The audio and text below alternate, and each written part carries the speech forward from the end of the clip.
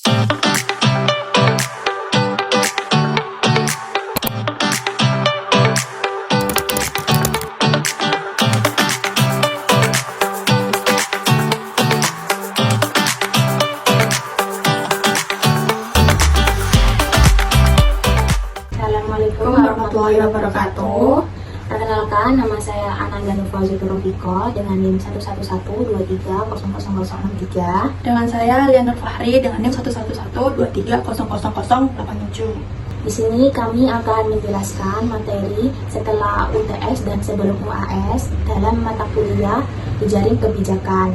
Di sini saya akan menjelaskan tentang implementasi kebijakan dalam jejaring kebijakan. Implementasi kebijakan dalam jejaring melibatkan interaksi berbagai aktor dengan kepentingan dan sumber daya yang berbeda, membentuk jaringan melalui komunikasi dan koordinasi, distribusi kekuasaan yang tersebar membuat negosiasi dan konflik sering terjadi. Konteks sosial, ekonomi, dan politik memengaruhi dinamika jaringan yang terus berubah, sehingga keberhasilan kebijakan bergantung pada kolaborasi efektif antar aktor. Yang kedua, ada teori dan metode yang relevan dalam implementasi kebijakan dalam jejaring kebijakan, meliputi teori jaringan kebijakan yang menyoroti interaksi antar aktor, teori implementasi top-down dan bottom-up yang melihat peran pemerintah dan aktor lokal, serta teori tata kelola yang menekankan kolaborasi lintas sektor, metode analisis jaringan sosial memetaskan hubungan antar aktor. Yang ketiga, ada studi kasus implementasi kebijakan program Kartu Prakerja di Indonesia. Yang pertama, ada tujuan membantu masyarakat yang terkena dampak ekonomi akibat pandemi COVID. Yang kedua, ada mendorong penciptaan lapangan kerja dan peningkatan daya saing tenaga kerja.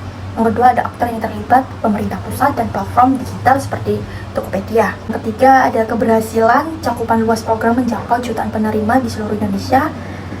Yang kedua, digitalisasi pelatihan mendorong transformasi digital di sektor pelatihan kerja. Dan yang keempat, terakhir, masalah teknis, gangguan pada pendaftaran online dan akses pelatihan, isu transparansi, kritik terhadap dugaan konflik kepentingan, dan kualitas pelatihan yang kurang terstandarisasi. Dan yang terakhir, ada analisis kritik implementasi kebijakan dalam jejaring kebijakan melibatkan aktor dengan kepentingan berbeda sehingga membutuhkan koordinasi yang baik untuk mencegah konflik dan tumpang tindih kewenangan. Ketimpangan sumber daya dapat memunculkan dominasi aktor kuat.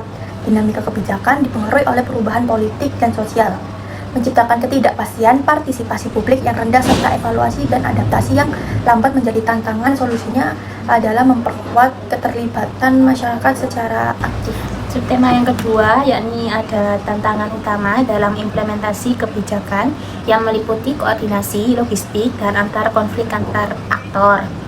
Konsep utama dari ini adalah koordinasi yang buruk antar berbagai aktor dengan kepentingan dan peran yang berbeda sering menyebabkan kebijakan tidak berjalan efektif karena tindakan masing-masing aktor bisa tumpang tindih atau bertentangan. Nah, selain itu, masalah logistik seperti keterbatasan infrastruktur atau sistem pendukung yang tidak memadai dapat memperlambat atau menghalangi pelaksanaan kebijakan. Konflik antar aktor juga menjadi tantangan besar karena perbedaan kepentingan antara pemerintah, sektor swasta, dan masyarakat yang sering menghambat pengambilan keputusan dan implementasi kebijakan secara opsional. Adapun beberapa teori atau metode dalam tantangan dalam implementasi kebijakan ini. Yang pertama ada teori jejaring kebijakan atau policy network, yakni menekankan koordinasi antar aktor untuk mengurangi konflik dan meningkatkan efektivitas kebijakan. Terus yang kedua ada implementasi kebijakan, polisi implementasi teori, yakni menjelaskan proses penerjemahan kebijakan dalam tindakan nyata dengan model top up, top down, dan bottom up. Terus yang ketiga ada teori sumber daya, yakni memahami ketergantungan antar aktor terhadap sumber daya yang relevan untuk masalah tersebut. Adapun studi kasus dengan judul bantuan sosial saat pandemi COVID dengan tujuan untuk membantu masyarakat yang terdampak pandemi dengan bantuan finansial dan juga sembako. Untuk kegagalannya sendiri ada koordinasi buruk yang menyebabkan data penerima tidak terintegrasi, terus ada konflik antar aktor mengenai pembagian peran, dan keberhasilannya yakni bantuan berhasil disalurkan ke sebagian besar penerima dan program ini menyadarkan pentingnya sistem data yang terintegrasi. Analisis kritisnya yakni koordinasi yang buruk antara berbagai aktor seperti pemerintah pusat, pemerintah daerah, dan lembaga lainnya itu dapat menyebabkan kebijakan terhambat atau tumpang tindih yang mengakibatkan ketidaktepatan sasaran dan juga pemborosan sumber daya. Sementara itu, masalah logistik seperti distribusi yang tidak merata dan keterbatasan infrastruktur itu juga sering memperlambat implementasi, sehingga kebijakan tidak efektif. Selain itu, konflik antar aktor yang muncul karena perbedaan kepentingan antara pemerintah dan lembaga lain itu dapat memperburuk alokasi sumber daya dan memperlambat pengambilan keputusan. Dalam mengatasi tantangan-tantangan ini, juga dibutuhkan koordinasi yang lebih baik dan manajemen logistik yang efisien serta penyelesaian konflik melalui mediasi atau negosiasi. Untuk sebab yang ketiga, ada evaluasi kebijakan. Konsep utamanya adalah proses untuk menilai keberhasilan atau kegagalan suatu kebijakan publik berdasarkan tujuan yang ditetapkan. Konsep utamanya mencakup efektivitas atau apakah tujuan tercapai, efisiensi, apakah sumber daya digunakan secara optimal, relevansi atau kesesuaian dengan kebutuhan masyarakat, dan responsivitas atau kemampuan kebijakan merespon masalah masyarakat, dan akuntabilitas atau pertanggungjawaban proses kebijakan. Evaluasi ini dapat dilakukan sebelum kebijakan diterapkan, selama dilaksanakan, atau setelah implementasi selesai. Yang kedua, ada model atau teori yang relevan. Model GIPP atau Konteks, Input, Proses, dan Produk. Model ini dikembangkan oleh Daniel. Model ini dianggap paling penting karena menilai kebijakan dari 4 aspek. Yang pertama, ada konteks, menilai kebutuhan kebijakan terhadap masalah yang ingin diselesaikan. Dan yang kedua, ada input, mengevaluasi sumber daya, strategi, dan merencanakan yang digunakan. Dan yang ketiga, ada proses, menganalisis pelaksanaan kebijakan.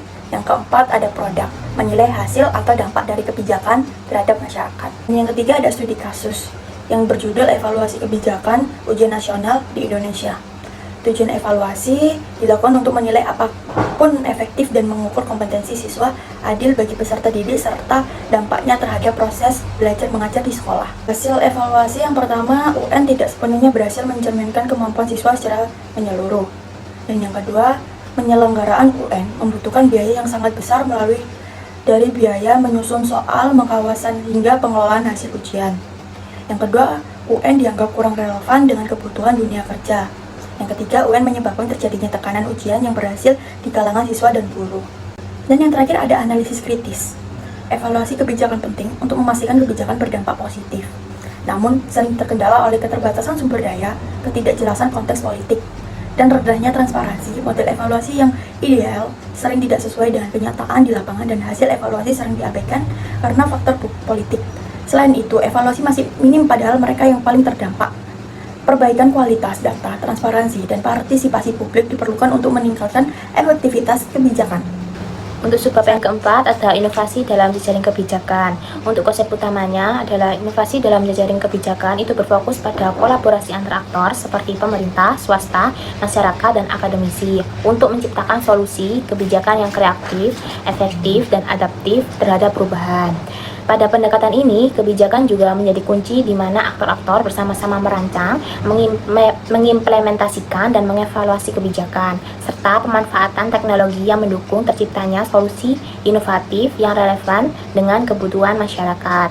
Untuk teori atau model yang relevan, yang pertama ada teori jaringan, yakni yang menganalisis hubungan dan aliran informasi antar aktor. Terus yang kedua ada governance network theory, yakni yang menekankan kolaborasi dalam tata kelola. Terus yang ketiga ada collaborative governance, yang mendukung partisipasi lintas sektor pada fokus pada dialog dan kepercayaan. Untuk keberhasilannya, yang pertama, peluncuran aplikasi seperti Surabaya Single Windows yang mempermudah masyarakat mengurus izin secara online. Terus yang kedua, Surabaya diakui sebagai salah satu kota dengan tata kelola berbasis teknologi yang terbaik. Kegagalannya, yang pertama, tidak semua masyarakat, terutama kelompok rentan atau lanjut usia, mampu mengakses layanan berbasis teknologi. Untuk analisis kritisnya, yakni inovasi dalam jejaring kebijakan dengan studi kasus transformasi pelayanan publik di Surabaya itu menunjukkan kemajuan melalui kolaborasi multi aktor, namun masih juga menghadapi tantangan seperti kesenjangan digital, resistensi birokrasi, dan infrastruktur yang belum merata. Selain itu, dominasi pemerintah dalam pengambilan keputusan harus diimbangi dengan kolaborasi yang sejajar agar inovasi terus berlanjut.